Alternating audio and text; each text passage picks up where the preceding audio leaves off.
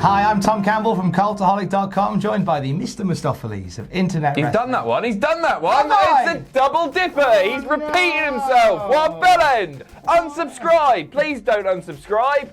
How's it going? I feel really sad Yeah, you bloody well should do. What absolute Can I have a nonsense. second think of a new one? Yeah, go on, quicker. The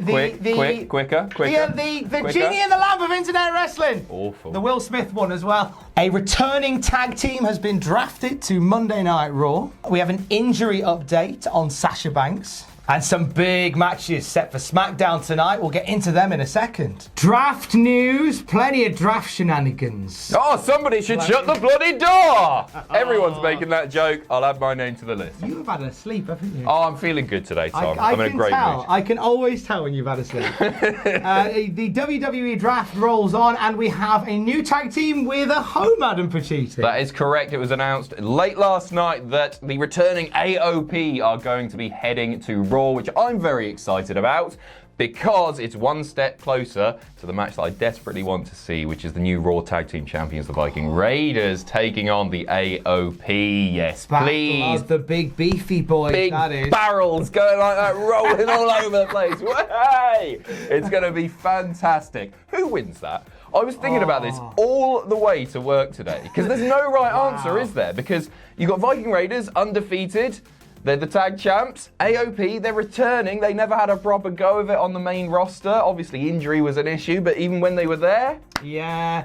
I feel like you have a couple of matches where the first match you have with them and they just fight out of sight. And then the next match you have, like, something happens again. So it takes you a while before you get a definitive finish from them. Get to the point, Tom. Big image blow. AOP. AOP, you take it. All right. But then Viking Raiders win it back, and then we can go from there. Okay, I think we do a little bit of jiggery-pokery with the tag team titles with AOP and the Viking boys. I feel like they've been really badly handled. I feel like a tag title run could probably fix them a little bit. I loved them in NXT. They were just... It was like Brock Lesnar had spawned off into two people in NXT, where they were just unbeatable machines. And I always remember that NXT Takeover match, and it was DIY and the Revival and AOP, and the way the commentators told the story of, wow, they've got a fighting chance against AOP because there's 4 of them now. Like, what a way to put over the Authors of Pain. You need 4 people to beat 2. And I feel like they've just had no momentum as soon as they got moved up to Raw. It's another dodgy NXT call-up, but hopefully this time it's going to be different. I'm enjoying the vignettes that they're doing, and it feels like they're being invested in. It was weird with AOP in NXT. I remember people being like, when they first came on the scene, it's like, oh, here's a couple of big lads, and they were so different to the DIYs, the American Alphas, the teams down in NXT, but they brought something really unique, and I hope they do that on the main roster. I hope they do as well. And I'm looking forward to, as you have beautifully put it, just, what was it, 2 big beefy boys rolling together.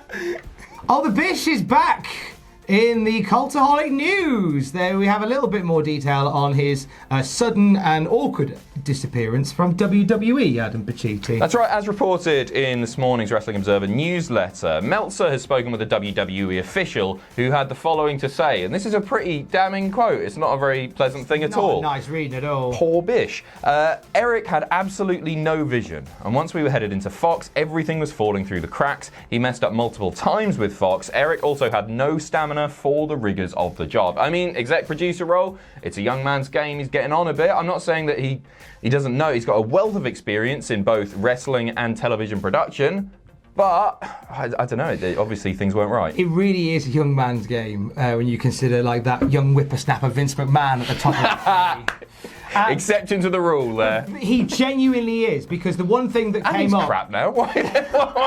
Andy, good point, actually. He's crap now. Don't matter. SmackDown rubbish rage. Subscribe to Patreon.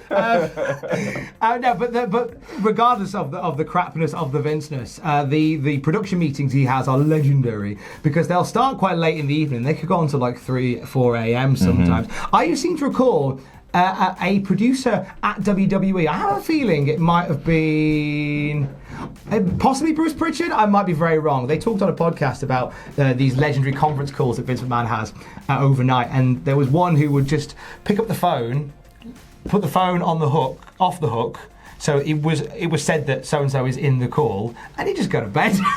Fair. That's genius. I know, right? Because they just go on all night and he'd never sleep otherwise. Oh, I'm going to start doing that. I think you should start doing that. So yeah, apparently Eric Bischoff would leave the office around 7 p.m. to have dinner with his wife, which is just something you can't. It's one of those jobs where you've just got to it becomes your life, doesn't it? Yeah, and it's nothing wrong with having that work-life balance. Like I think anybody that I think we all here struggle with a bit of a work-life balance sometimes. I haven't seen my neighbour Keith in weeks, and it's Randall Keith. No, Randall Keith. If only. I'm not angry at Bischoff for trying to have a work-life balance. I think it's important, but I think in that job, I don't think the work-life balance comes into it. I just feel like, from all I hear, that it is just 25 hours a day, 8 days a week. Yeah, it's the interesting bit. Part of that company. Especially is Eric had absolutely no vision. And I'm trying to figure out exactly what that means. So I'm trying to think of how that relates to the on-screen product that we've seen. I mean, ratings, I guess, have declined fairly rapidly. It's to be expected with the big premiere episode. You're always going to see a drop-off. Yeah. But I think they dropped perhaps further than expected. I think he came in and went, "Can we have somebody jump through the crowd from another company?" No. Can I do a show in Sturgis? No.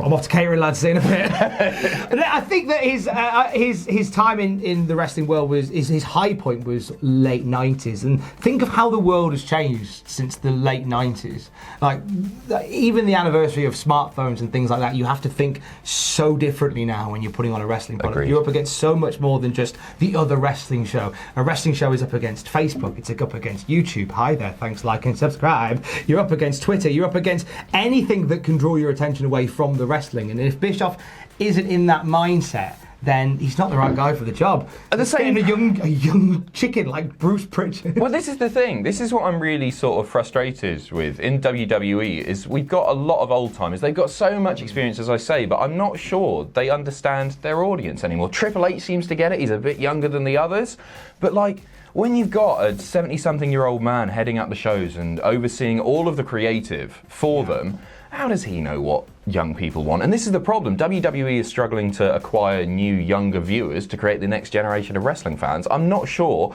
that Vince, I'm not sure that Bruce, I'm not sure that Eric, I'm not sure any of those are the answer to that problem. It's me.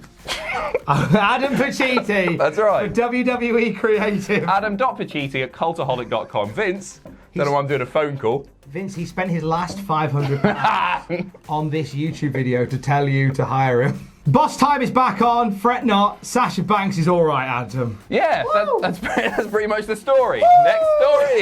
That's right. So Sasha Banks, it was reported that she had been injured at Hell in a Cell following that fantastic match of the night without a doubt.